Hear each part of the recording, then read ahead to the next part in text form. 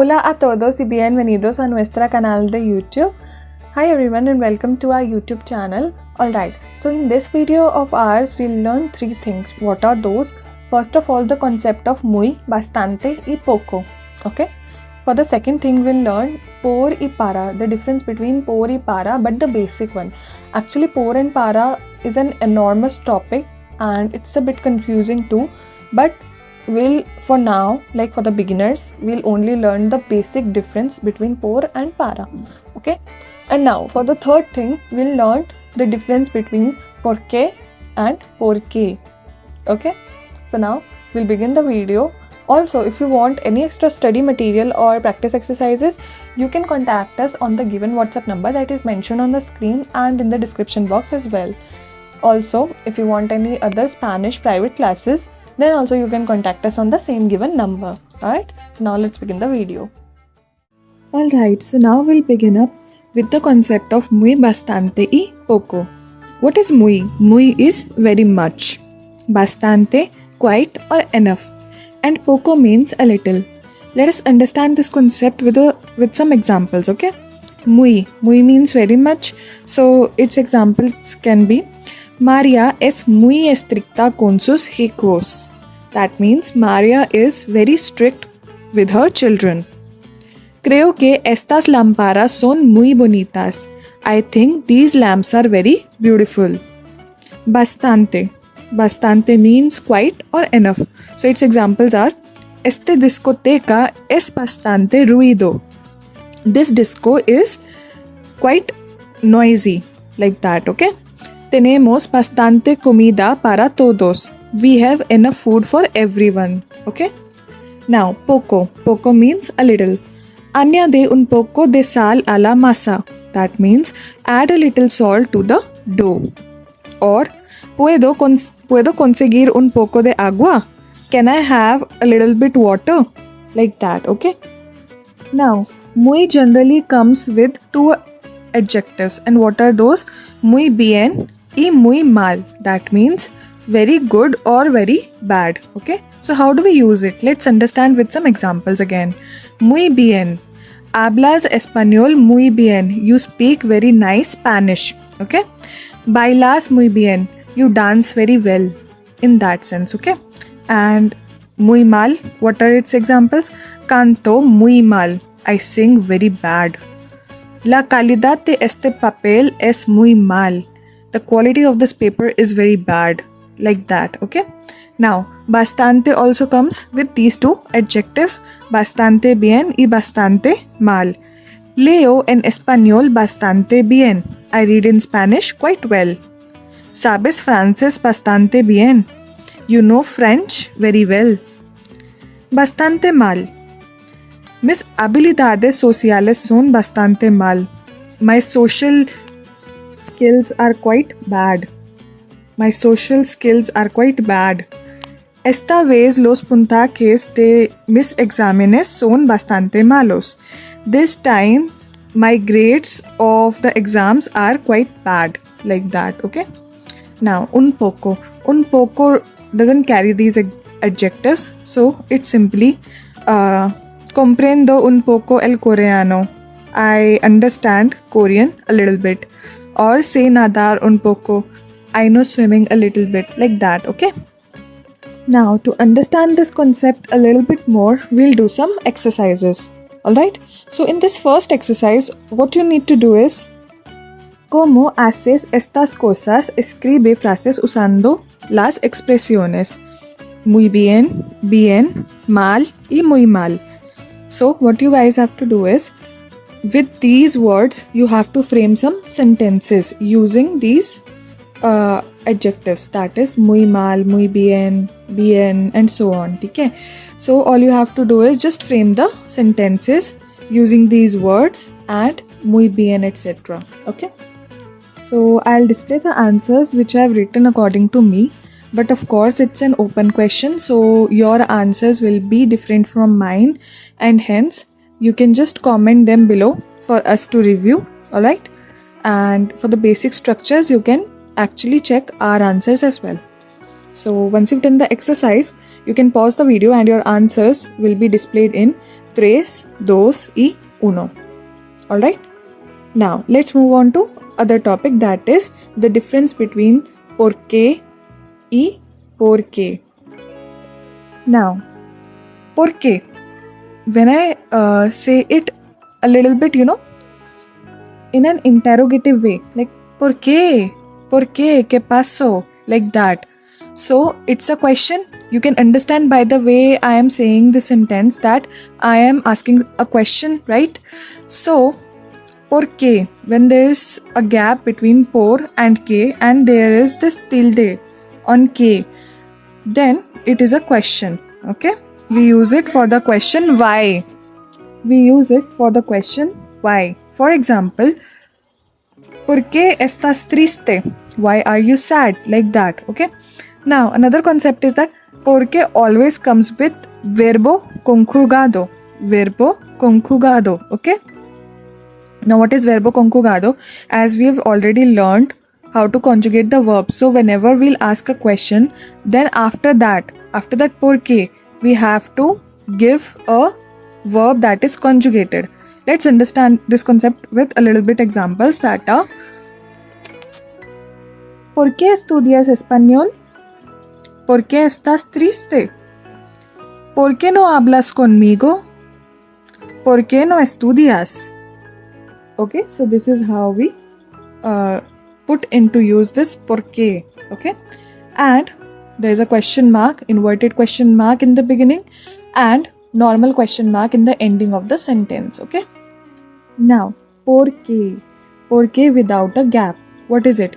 It's basically because, okay? It is used to connect two individual sentences, okay? It connects basically two individual sentences. Okay, so as we know in English also, because literally means that this happened because of this situation. So it gives the cause of the situation, right? In the same way, porque also gives the cause of the situation. Alright? Let's understand it with some examples. Suppose that I have two individual sentences, voy al parque and me gusta caminar sobre el pasto. Okay? These are two individual sentences. Now if I want to join these sentences, okay, then it becomes me voy al parque porque me gusta caminar sobre el pasto. Now what did it become? I go to the park because I like to walk on the grass. Like that, okay? Amo leer libro y me toman en un mundo de fantasía. That means I love reading books and they take me to a world of fantasy. Now I have to join these two sentences. How will it be? Amo leer libro porque me toman en un mundo de fantasía. I read books because they take me to the world of fantasy. Like that, okay? What else? Estudio español porque quiero vivir en España. I study Spanish because I want to live in Spain. Like that, alright? Now we'll understand another concept, that is por y para. And as I've already told in the beginning of the video, that this concept is very complex and is very hard. Okay, so we are just learning a bit basic one, like basic knowledge we are having about this concept as of now, because it is necessary for us to use these two while framing the sentences. That is why we are only learning for now how do we basically put them into use if we are a beginner and we are framing small sentences, okay? So for now, you can understand that por comes with sustantivo. Por más sustantivo basically, okay? Now, por is basically for and para is also for, okay? These two means for. Like in English, I do this for you, or I bought some gifts for my mother, like that, okay? So this for is basically por and para. Now how do we differentiate if I have to use por or para? So for that, we have to understand first of all that while framing the sentences, por always comes with sustantivo, that is por always comes with nouns. Let's understand with some examples. Estudio español por mi trabajo. Now here, I learned Spanish for my work. So my work is basically sustantivo or noun, right? like that. Estoy loco por ti. Estoy loco por ti, like I am mad for you. So you becomes again my sustantivo. Now para, okay? Para always comes with infinitivo. Para comes with infinitivo. Okay, what are infinitivo? As we've already learned in the earlier videos, that infinitivo are unconjugated verb or verb in its original form, right? So let's understand this again with some examples. Estudio español para viajar a España. I study Spanish for traveling to Spain. Now you can see viajar is unconjugated verb or infinitivo. So like that we use para. Voy a ir a la biblioteca para comprar unos libros. I go to the library to buy some books, like that.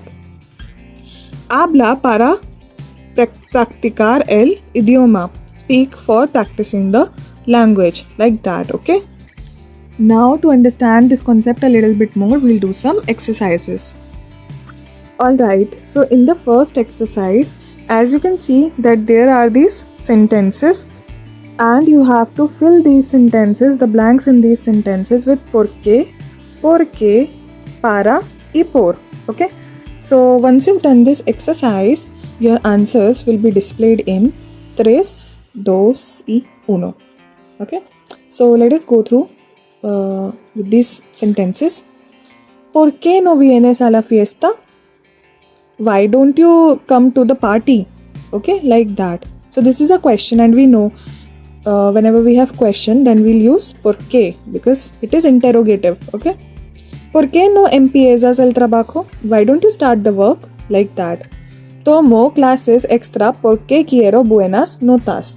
I take classes because I want good grades, okay? ¿Por qué estás entusiasmado? Now here the catch is I didn't put the question mark just to see if you can get that which porque do we have to use here, okay? So it's a sentence basically and you have to put question mark, keep that in mind, okay? ¿Por qué estás entusiasmado? That means why are you excited, okay? Me encanta hacer cupcakes para comer con mi hermano. Now comer is infinitivo, so what will we use? Para, right? So I love making cupcakes for eating with my brother, okay? Like that. Quiero ir a España para viajar. I want to go to Spain for traveling. Ayudo a mi mamá porque ella trabaja muy duro. I help my mother because she works very hard, okay? Now these are again two different sentences. Ayudo a mi mamá and ella trabaja muy duro. So for joining these, what will we use? We'll use porque, okay? Now, again question. ¿Por qué no estás hablando? Why are you not speaking? Mi mamá me dio dinero por mi vestido. Mi vestido es sustantivo, so we will use por here, okay? Now, ¿por qué eres tan inocente? Why are you so innocent? Like that, okay? So this is how we do this exercise. Now, let's move on further. Alright, so in this exercise, as you can read the heading, todas estas personas estudian español. ¿Por qué creéis que lo hacen? Okay, so all these persons basically study Spanish. Now you have to see these images and judge that why do they study Spanish, alright? So below you have the options like para leer en español, por su trabajo, okay? So by judging from the images, you have to actually write the names or give numbers of their names and tell which person wants to study Spanish with what motive, okay? So once you've done the exercise, you can check your answers in 3, 2 y 1. Okay, so these are your answers. Okay, now let's check the answers. Tom estudia español para chatear con sus amigos, for chatting with his friends. Sam estudia español porque su novia es colombiana, because his girlfriend is Colombian, okay? Chris estudia español para viajar por Sudamérica, okay?